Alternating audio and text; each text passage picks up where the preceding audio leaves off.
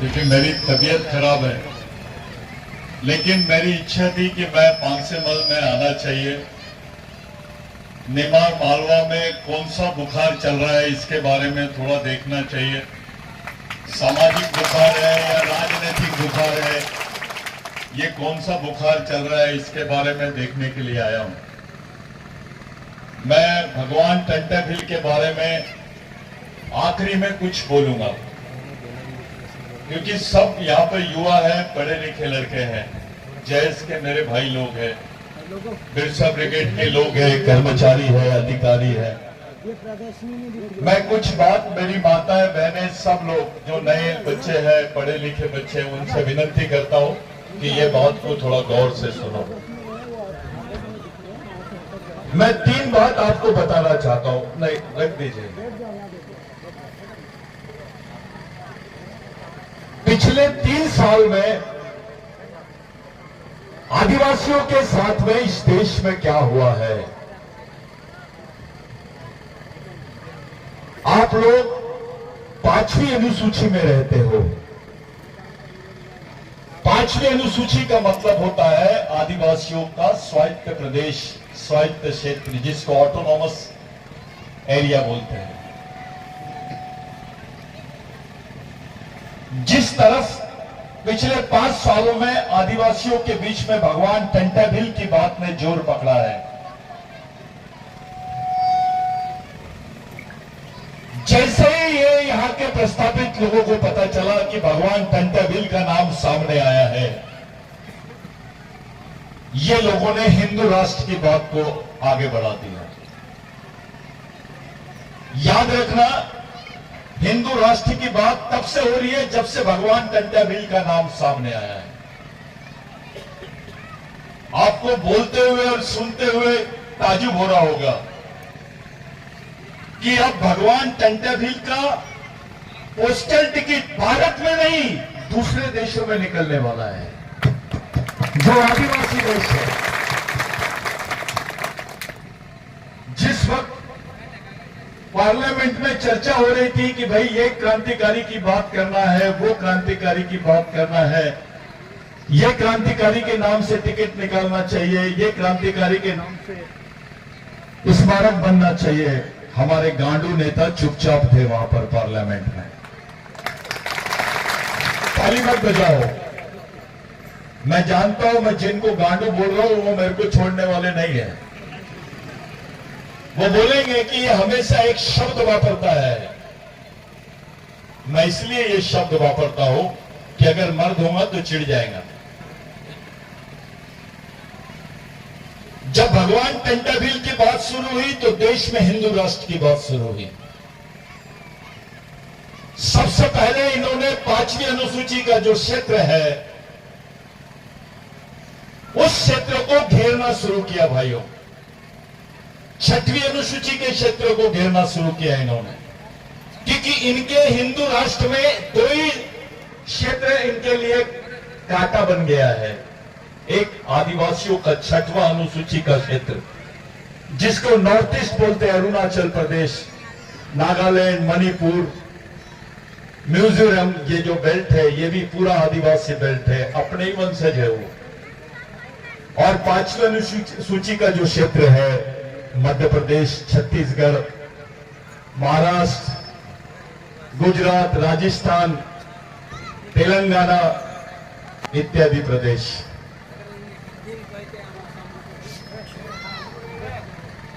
तो ये 2 क्षेत्र है जिनको इस देश से कोई हटा नहीं सकता। इस देश में इन क्षेत्रों के लिए ऐसा प्रावधान है कि संसद ने भी अगर इन्होंने कोई संशोधन किया, अमेंडमेंट किया, तो भी इन क्षेत्रों में ये हस्तक्षेप नहीं कर सकते हैं। ये भारतीय संविधान में उल्लेखित है।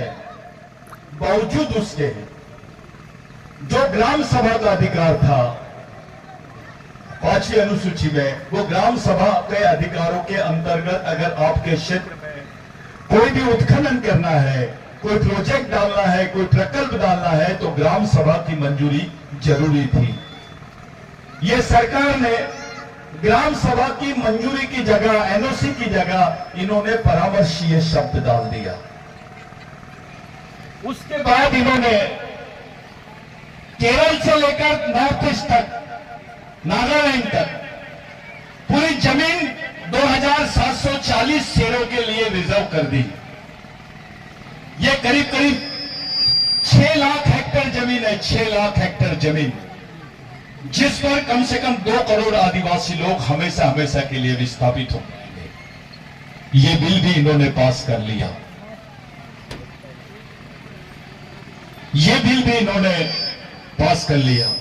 उसके बाद जब हम लोग मणिपुर के लिए चिल्ला रहे थे, मणिपुर पे चर्चा कर रहे थे, मणिपुर पर आंदोलन कर रहे थे, ये लोगों ने, आपको मालूम है मणिपुर पे क्यों आंदोलन कर रहे थे? क्योंकि हमारी आदिवासी मां बहनों को नंगा घुमाया गया था। कम से कम 200 से 400 आदिवासियों की हत्या की गई, लाखों आदिवासी विस्थापित हो गए, इनके घरों को आग लगा दी गई, 2 साल के 4 साल के बच्चे जिंदा जल गए। जिंदा जलने के बाद ये रिकॉर्ड पे भी नहीं लिए इन्होंने, ये बातें रिकॉर्ड पर भी नहीं आई। और पूरे देश के आदिवासी लोग कि भाई आदिवासी लड़कियों को नंगा घुमाया गया है, महिलाओं को नंगा घुमाया गया, इसके विरोध में पूरे देश में आदिवासी समाज ने आंदोलन किया। पूरे देश में आदिवासी लोग इसके खिलाफ में खुलेआम आंदोलन कर रहे थे। हमारे कोई नेता है, बुलाओ भैया, सबको अंदर बुला लो, अपने जो गेस्ट है उन लोगों को बुलाओ, इनका भी जोरदार तालियों से स्वागत करो भैया लोगों का। आइए आइए। हमारे बीच में मोन्टू सोलंकी दादा और डॉक्टर राजू पटेल और पूरी टीम हमारे बीच में उपस्थित, उनका हम तहे दिल से स्वागत अभिनंदन करें साथियों। ठीक है, तो ये बात बड़ी गंभीर है, बहुत बढ़िया, जहां जगह है वहीं बैठ जाओ। तो हम लोग पूरे देश में इसके खिलाफ में आंदोलन कर रहे थे और उसी दरमियान आरएसएस के लोगों ने, मोदी जी ने, भारतीय जनता पार्टी ने पार्लियामेंट में एक बिल लाई जिसको बोलते हैं फॉरेस्ट कंजर्वेशन एक्ट 2023, वन सुरक्षा अधिनियम 2023, जिसके तहत जो जमीन तुमको वन अधिकार के तहत मिलने वाली थी, जो जमीन आदिवासियों के परंपरागत अधिकारों की जमीन थी, उसको इन्होंने निजी क्षेत्रों को 60 साल की लीज के लिए दे दिया है। वही जमीनों पर जितने आदिवासी क्षेत्र आते हैं, उन आदिवासी क्षेत्रों में ये लोगों ने पुलिस स्टेशन के बजाय मिलिट्री के कैंप लगाने की घोषणा कर दी है। आप लोग नेट पे जाओ, 2023 फॉरेस्ट कंजर्वेशन एक्ट निकालो और पढ़ो कि तुम्हारी जिंदगी के साथ, तुम्हारे समाज के साथ क्या हुआ है। तुम्हारे क्षेत्रों में इन्होंने मिलिट्री लगा दी है। अब तुम्हारे क्षेत्रों में पुलिस स्टेशन नहीं रहेंगे, आदिवासियों के क्षेत्र में मिलिट्री रहेगी। पुलिस स्टेशन में आप कंप्लेंट लिखाते हो, एफआईआर कटता है, इसको कानून का राज बोलते हैं। लेकिन मिलिट्री में कोई एफआईआर नहीं होता, सेना के पास कोई एफआईआर नहीं होता, वो सीधा मारने का काम करते हैं। और जितने आदिवासी क्षेत्र है वहां पर अब मिलिट्री लगाई जाएंगी। अगर तुम कोई भी आंदोलन करोगे तो तुमको गोलियों से भूना जाएगा, तुमको देशविद्रोही बोला, तुमको नक्सलवादी बोला जाएगा, तुमको अलगाववादी बोला जाएगा। जब पुलिस थी तब तुमने आंदोलन नहीं किए यार, आंदोलन भी किए तो लोगों ने नहीं सुना, गवर्नमेंट ने नहीं सुना, अपने नेताओं ने भी नहीं सुना। जब आदिवासी क्षेत्रों में मिलिट्री लग जाएंगी, क्या करोगे आप लोग? कैसे बचाओगे अपने लोगों को? कैसे बचाएंगे अपनी जमीनों को? कैसे बचाओगे अपनी रोजी रोटी को? कैसे बचाओगे अपने समाज को? मैं उस आदमी को नेता बनाना चाहता हूं, ये बता दे कि समाज कैसे बचेगा। मैं उसके चप्पल सर पे रखूंगा और यहां से नागपुर लेके जाऊंगा। जो ये बता दे, ये परिस्थिति में अपना समाज जो घिर गया है वो कैसे बचेगा। कश्मीर में मिलिट्री लगाया इन्होंने, 370 रहता है। अब आदिवासी क्षेत्रों में 371 और 372 को हटाने के लिए तैयारी कर रहे हैं। तुम्हारे क्षेत्रों में मिलिट्री लगाई जाएंगी। मिलिट्री वाला अगर तुमको मार दिया, तुम्हारी मां बहनों के साथ बलात्कार किया, तो अस्पा कानून के तहत उस पर कोई एफआईआर दर्ज नहीं होती है, उस पर कोई 302 दाखिल नहीं होगा, उस पर किसी भी टाइप की केस दाखिल नहीं होगी, जिसको अस्पा कानून बोलते हैं। और ये अस्पा कानून पूरे आदिवासी क्षेत्रों में लगा दिया जाएगा। साथियों,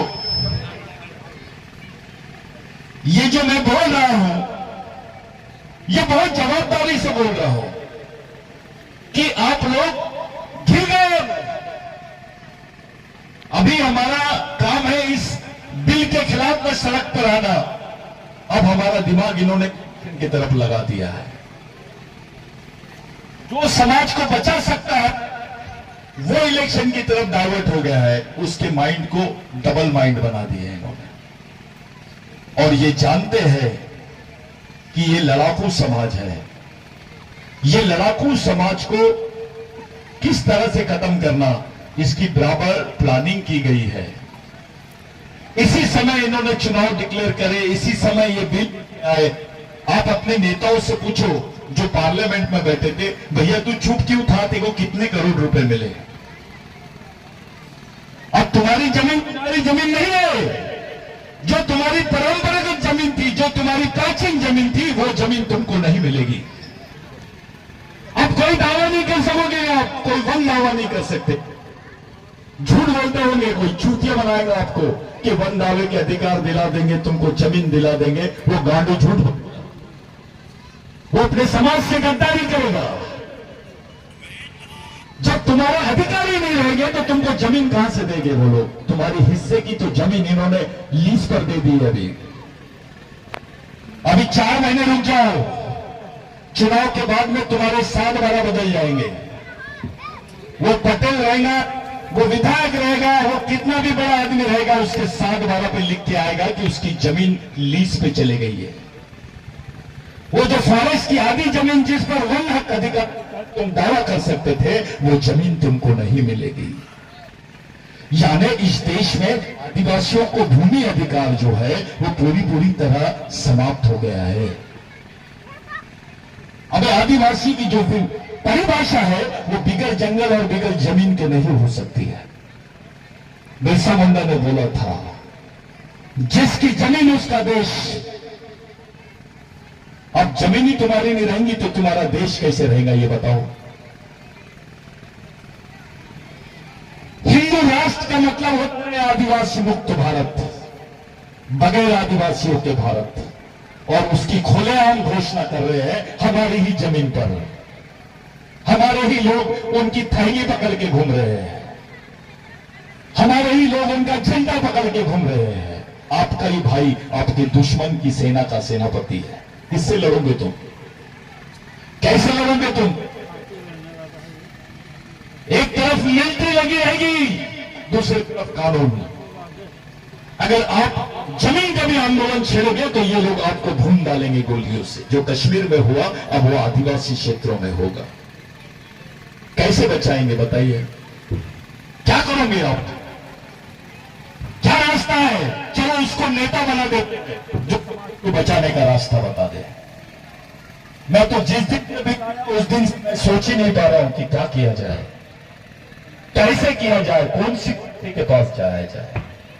अरे कांग्रेस का भी राज्यसभा में बहुमत था, विपक्षी पार्टियों का, इन्होंने बहिर्गमन कर दिया और 20 मिनट में 7 बिल पास हो गए। इसका मतलब कहीं ना कहीं कांग्रेस का भी हाथ होगा इसमें।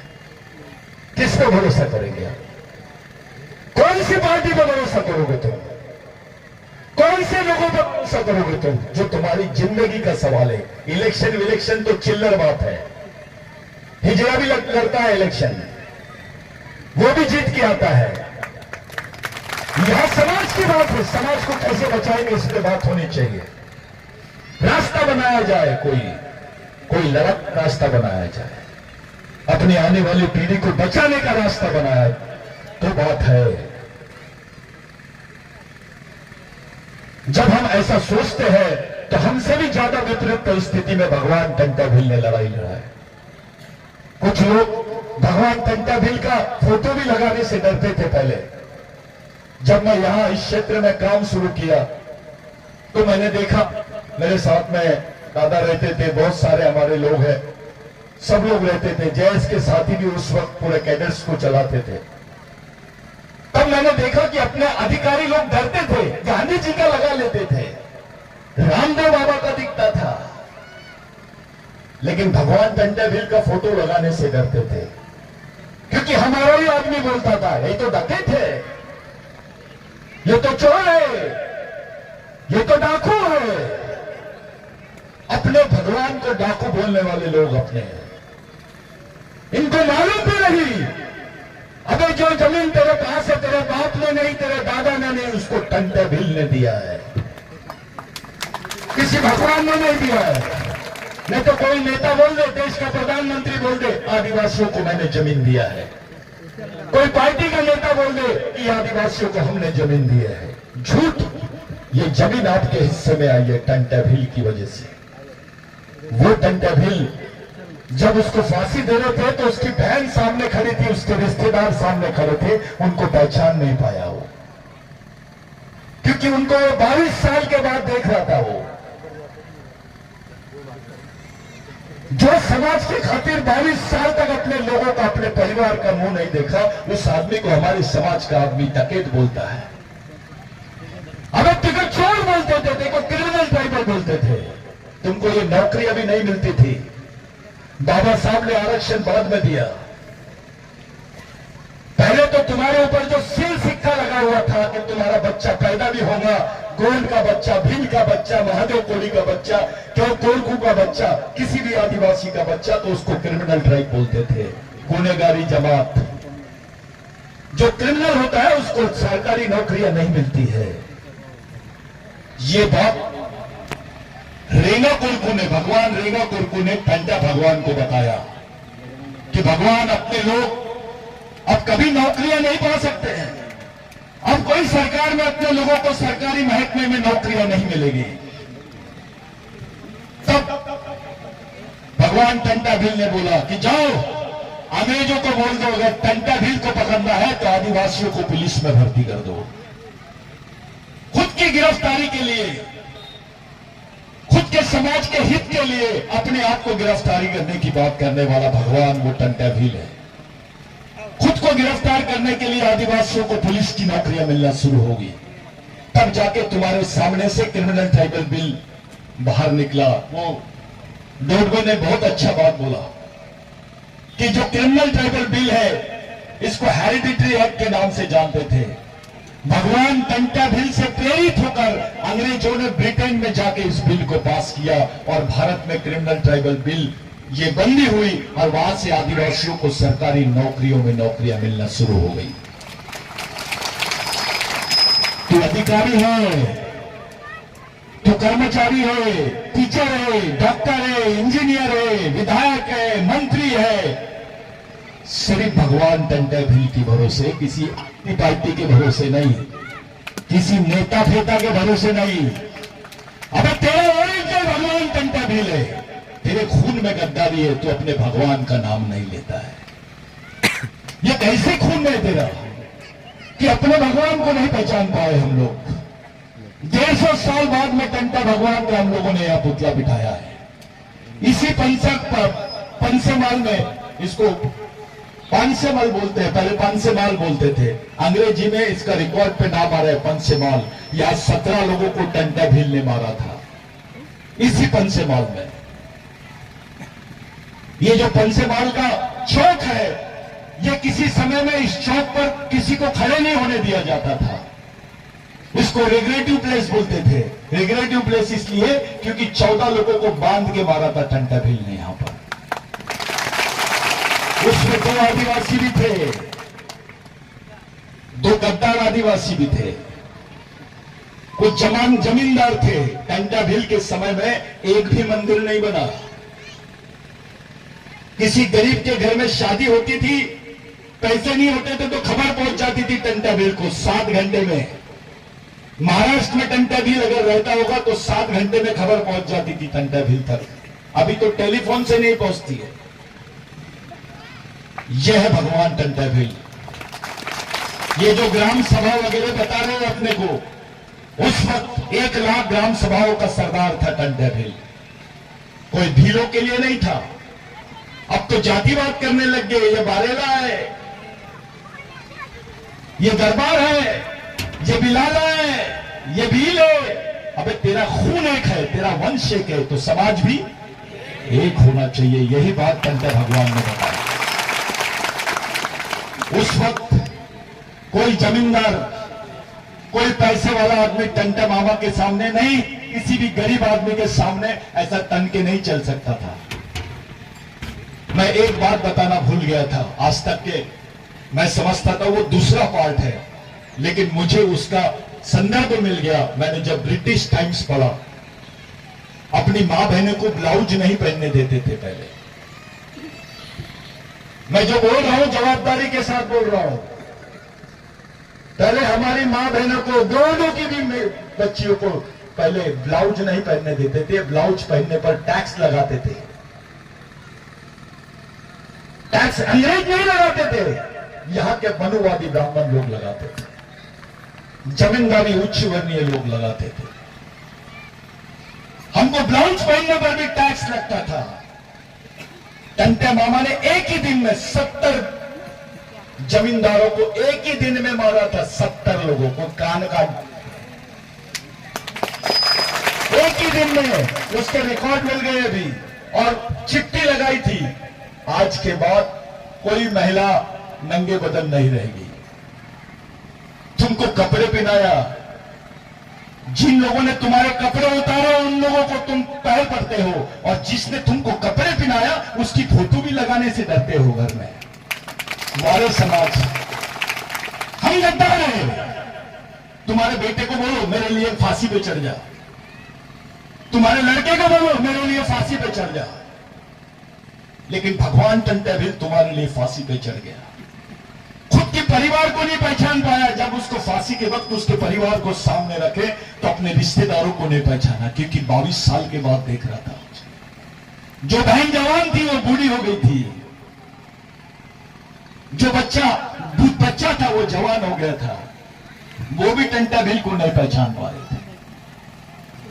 22 साल जिसने अपने परिवार को नहीं देखा, और केवल 22 साल तक इस देश में हथियारबंद लड़ाई लड़ने वाला पहला सरदार था, जिसका नाम है टंटा भील। ये भारत रत्न, ये रत्न वगैरह के पुरस्कार हमारे भगवान टंटा भील को नहीं होना, बिरसा मुंडा को भी नहीं होना, क्योंकि ये तो भारत के मालिक है। इनको कहीं का भारत रत्न देना है? तुम लो भारत रत्न। अबे भारत के मालिक को नागरिक मत बनाओ। टंटा मामा अपने साथीदार लोगों को, अपने से नंगे बदन का भी आदमी रहता था तो उनसे इज्जत से उसको बोलते थे मालिक। यह शब्द कोर्ट की हिस्ट्री में आया है। जज ने पूछा कि ये टंटा मामा ने अभी इसको क्या बोला, तो वकील ने बताया माय लॉर्ड, मालिक।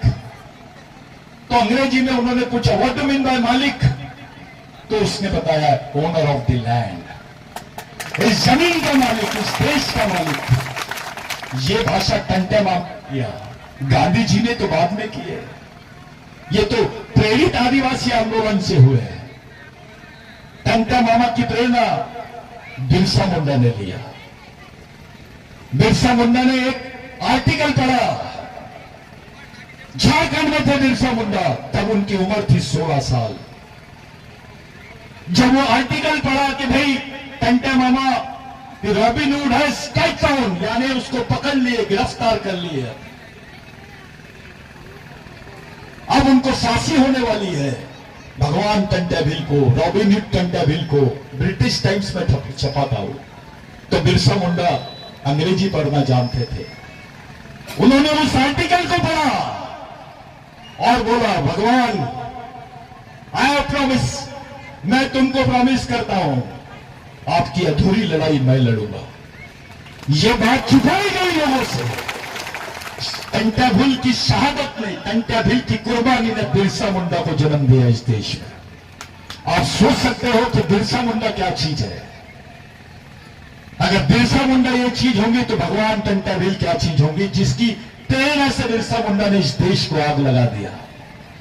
तुम्हारे हिस्से में जमीन आई, तुम्हारे तो मुट्ठी भर नमक के लिए तुम्हारे लोगों की जमीन छीन लेते थे, मुट्ठी भर नमक के लिए हमारी मां बहनों के कपड़े उतार लेते थे। ये जमीन तुम्हारे हिस्से में आई, लैंड एक्विजिशन एक्ट बना, 1 लाख आदिवासी मारे गए उस आंदोलन में। इस देश में आदिवासी की जमीन गैर आदिवासी नहीं ले सकता है, और गैर आदिवासी तो क्या सरकार भी नहीं ले सकती है। ये कानून बना, ये बिरसा मुंडा के आंदोलन की देन है, भगवान टंट्या भिल के आंदोलन की देन है।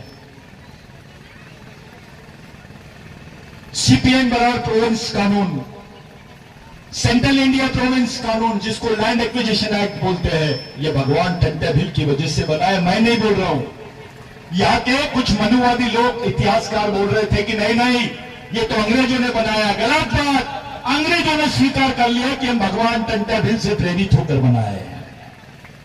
अब ये मैं नहीं बोल रहा हूं, अंग्रेजों ने वहां लिखा है, हाउस ऑफ ऑनर के रिकॉर्ड्स में आया है। साथियों, आपका इतिहास खत्म किया जा रहा है, आपकी पीढ़ी को पागल बनाया जा रहा है, धर्म के नाम पर, भगवान के नाम पर, जाति के नाम पर। हमको धर्म समझता है, समाज नहीं समझता है। अगर संविधान में तुम्हारा जो 2 अधिकार है वो धर्म के बारे, धर्म की वजह से नहीं है। जो आरक्षण का अधिकार है, स्वरक्षण का अधिकार है, जमीन का अधिकार है, वो समाज की वजह से, किसी धर्म की वजह से नहीं है। जिसकी वजह से तुम्हारे अधिकार है उसी व्यवस्था को हम लोग खत्म कर रहे हैं। हमको पार्टी समझता है, नेता समझता है, धर्म समझता है, लेकिन समाज नहीं समझता है। भगवान टंट्या भिल ने समाज के लिए कुर्बानी दिया है, कोई जाति के लिए नहीं, केवल भीलों के लिए नहीं, इस देश के तमाम शोषित पीड़ित लोगों के लिए। भगवान टंट्या भिल की आंदोलन की वजह से तो ब्राह्मण को भी फायदा हुआ है। भगवान टंट्या भिल के आंदोलन की वजह से इस देश के ओबीसी को फायदा हुआ है, एससी को फायदा हुआ है।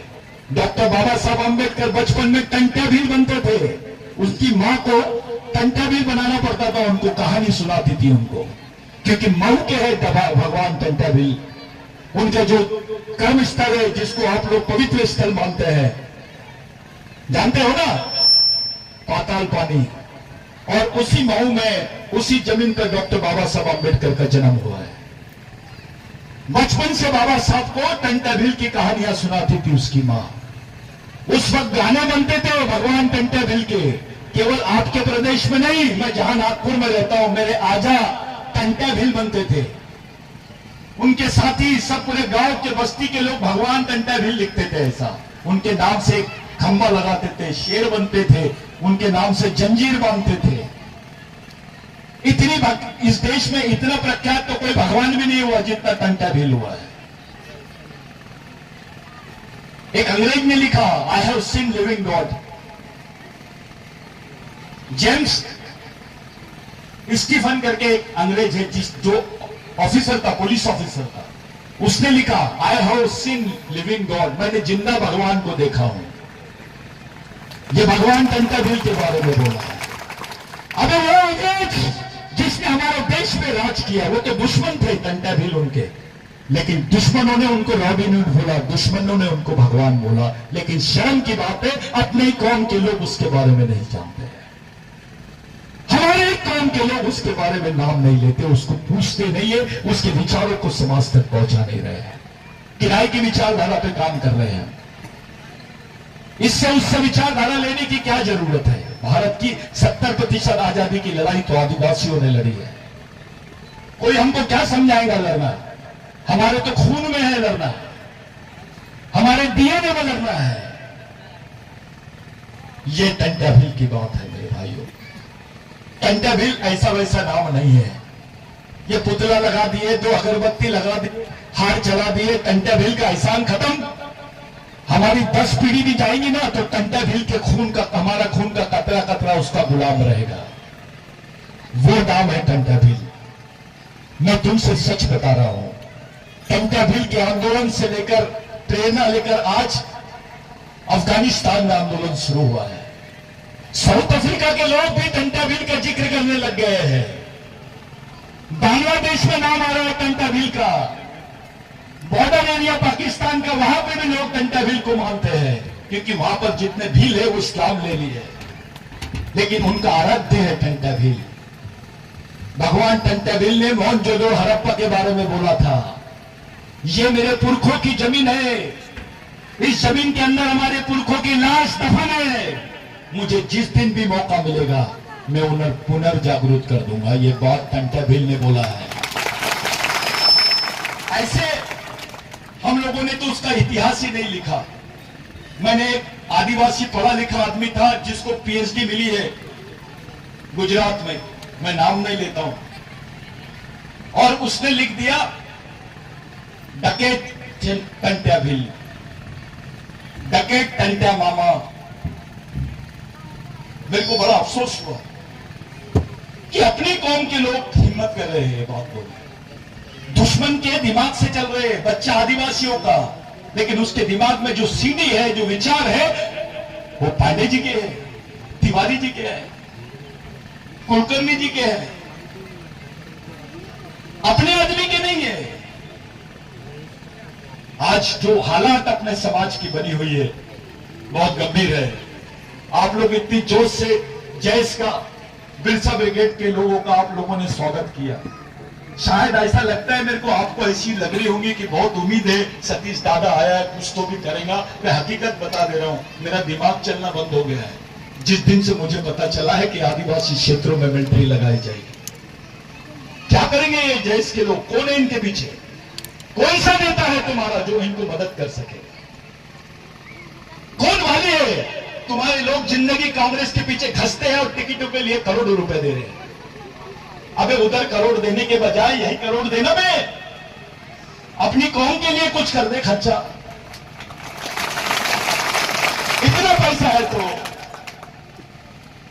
पिछली बार बिरसा ब्रिगेड ने कांग्रेस को बहुत मदद की थी हमने, वो इसलिए की गई थी क्योंकि आरएसएस आदिवासियों के बीच में बहुत बढ़ गया था। उस वक्त जैस का कार्यक्रम थोड़ा कम था लेकिन गर्म था, तो हमारे लड़कों को ये लोगों ने बेवकूफ बनाना शुरू कर दिया था। कुछ लोगों को ऐसा लगा, जो रहनुमाई करने लगे उनको लगा वो देश के नेता बन गए। थोड़ा कुछ हुआ कि उसको ऐसा लगता है मैं बहुत बड़ा नेता बन गया। अपने आंग में ही नेता आता है, टंटा भील नहीं आता है। हमको जल्दी समझ में आ जाता है पॉलिटिकल भाषा, सामाजिक भाषा नहीं समझते। उस वक्त सभी साथियों ने, सभी लड़कों ने, जैस के लड़कों ने, बिरसा ब्रिगेड के लोगों ने और भी संगठनों ने मिलकर कांग्रेस को मदद किया। सिर्फ और सिर्फ आदिवासियों की वजह से मध्य प्रदेश में गवर्नमेंट बनी कांग्रेस की। आज वही कांग्रेस आदिवासियों के प्रश्नों से पल्ला झाड़ रही है। कोई नेता सामने नहीं आ रहा है, ये नहीं बोल रहा है कि भैया जो बिल पास हुआ है पार्लियामेंट में उसको हम निरस्त कर देंगे। कोई बोल रहा नहीं है, कोई बात नहीं कर रहा। अपने नेता तो बोलते ही नहीं, वो तो मुक्के जानवर जैसे खड़े हैं। आदिवासी का एक भी नेता मध्य प्रदेश में कांग्रेस का आपको टिकट दिला सकता है क्या? बताइए। और अपने समाज के सिवा कांग्रेस की पॉलिटिक्स नहीं होती है। वोट हमारे, नेतागिरी तुम्हारी, हमारा आदमी नौकर जैसा काम करेगा, ये चलेगा नहीं। और पार्टी बना लेना ये भी हल नहीं है। अब हमको चतुराई से काम करने की जरूरत है, क्योंकि केवल राजनीति ये नहीं है, हमारा पूरा समाज फंस गया है चक्रव्यूह में। इसमें से निकलना है मेरे भाई। थोड़ी भी गलती होगी ना तो हमको कोई माफ नहीं करेगा। मैं ये बात बंद रूम में करना चाहिए, खुले मंच पे कर रहा हूं। मैं जानता हूं इसमें से कुछ लोग पूरी ले जाके खबर सुना देंगे, सुनाना चाहिए। सबको पता चलना चाहिए कि ये बात खुलेआम चर्चा में आ रही है, मैं कर रहा हूं। मेरे को पागल कुत्ते ने काटा है। कुछ लोग बोलते हैं साला दाढ़ी वाला नक्सलवादी दिखता है। ऐसा आदमी बोलता है जो धोती पहनता है। अबे मैं भी इंजीनियर हूं, मैं भी पढ़ा लिखा हूं, मेरे को भी समझता है मेरी कौम के बारे में। बेवकूफ नहीं हूं मैं। इतने सालों से समाज की जमीन पे काम कर रहा हूं। मैं चाहता तो मैं भी मिनिस्टर बन जाता था। बहुत शॉर्टकट है बनना, बहुत आसान है। मैं भी चाहता तो ये सब चीजें, ये क्रांतिकारियों के विचारों को लेकर पूरे देश भर नहीं घूमता। मेरे को गर्व है ये बिरसा ब्रिगेड की वजह से आज पाकिस्तान का आदिवासी तो भगवान टंट्या भील की बात कर रहा है, बिरसा मुंडा की बात कर रहा है, नेपाल का आदिवासी बात कर रहा है, ईरान का आदिवासी बात कर रहा है, इराक का आदिवासी बात कर रहा है। क्योंकि जब वो इंटरनेशनल कॉन्फ्रेंस में आया तो उसने भारत से कुछ नहीं लेके गया, ये महापुरुषों को लेके गया। और पूरे उनकी हिस्ट्री आज पूरे विश्व के आदिवासियों की प्रेरणा बन गए हमारे क्रांतिकारी। मेरे लिए आप लोग ये चुनौती है, चुनाव नहीं है, ये चुनौती है। हमारे सामने सामाजिक चुनौती है कि हम अपने अस्तित्व को बचाएंगे कैसे। याद रखिए, नेता बड़ा नहीं होता है, पार्टी बड़ी नहीं होती है, समाज किसी भी कंडीशन में बड़ा होता है। और मैं ऐसा मानता हूं, नेता कोई भी जीते, नेता कोई भी हारे, पार्टी कोई भी जीते, पार्टी कोई भी हारे, समाज नहीं हारना चाहिए। बस ये याद में रखिए। आज के दिन जितने लोग यहां पर मौजूद हैं, सभी अपनी जगह एक सोच रखते हैं, अपना अपना एक नजरिया है उनका। कम ज्यादा तो सभी जगह होता है, लेकिन हो सकता है जो चीज मैं नहीं सोच पा रहा होगा वो चीज दिमाग में चल रही होगी। आपको सब लोगों से सीखना है। बच्चा भी बोलता है सीखना है, क्योंकि सीखने की उम्र कम नहीं होती। आदमी मरते रहता है तब भी सीखता है। आप लोगों से मेरी विनती है, आप केवल और केवल पहले समाज के बारे में सोचे। इतने युवक मिलकर 500 मल में एक जगह बैठ गए ना, तो 500 मल के विधायक नहीं सांसद चुना के ला सकते हैं आप। इतनी ताकत है तुम्हारे में, किसी पार्टी की जरूरत नहीं है। आज के दिन ये सब लोग यहाँ पर बात करने वाले, मेरी तबीयत ठीक नहीं थी, लेकिन मेरे को यहाँ आना था, मैंने प्रॉमिस किया था। मैं इस लायक नहीं हूं कि भगवान टंट्या भील के पुतले का उद्घाटन करूं, मैं उनके नाखून का धूल भी नहीं हूं, लेकिन मेरे को, मैं सौभाग्यवान मानता हूं कि भगवान के पुतले के समय मेरे को यहाँ आने का मौका मिला। हम कभी और अच्छे से बात करेंगे शिविरों के माध्यम से। और जो लड़के आज जैस के लड़के काम कर रहे हैं, इन सब लोगों का हौसला बढ़ाओ और ज्यादा से ज्यादा ध्यान प्रशिक्षण शिविरों पे दो। ये मेरी आपसे अपील है। सामाजिक शिक्षा और सामाजिक दीक्षा, बस ये दो ही चीजें हैं समाज को बचाने के लिए। जय टंट्या मामा, जय बिरसा, जय आदिवासी। धन्यवाद।